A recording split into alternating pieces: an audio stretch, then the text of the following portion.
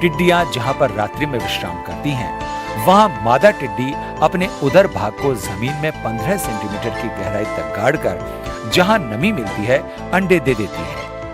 एक बार में टिड्डी 40 से 120 अंडे देती है। कुल 2-3 बार में लगभग 200 से 250 अंडे एक वयस्क टिड्डी देती है।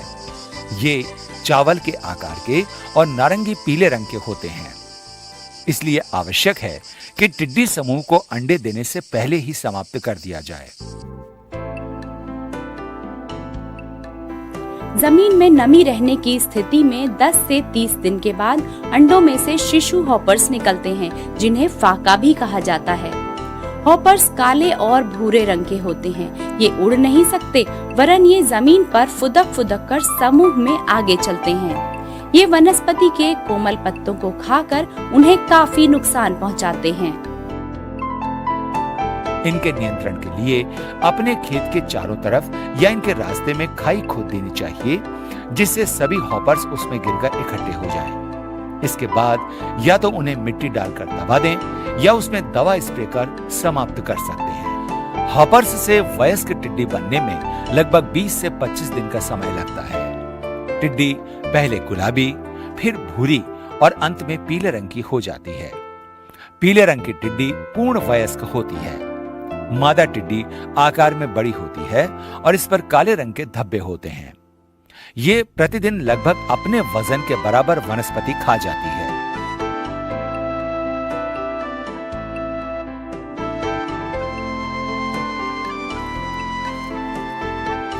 अंतिम 2 सप्ताह में ये आपस में मैटिंग करते हैं।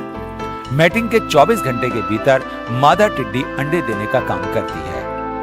एक वयस्क मादा टिड्डी अपने 12 सप्ताह के जीवन में 2 से 3 अंडे समूहों में 5 से 7 दिन के अंतराल में 200 से 250 अंडे देती है। अंडे 2 सप्ताह में फूटते हैं, जिनसे शिशु हॉपर्स निकलते हैं, जो विकास और वृद्धि की 5 अवस्थाओं से गुजरते हैं, जिनमें 30 से 40 दिन का समय लगता है।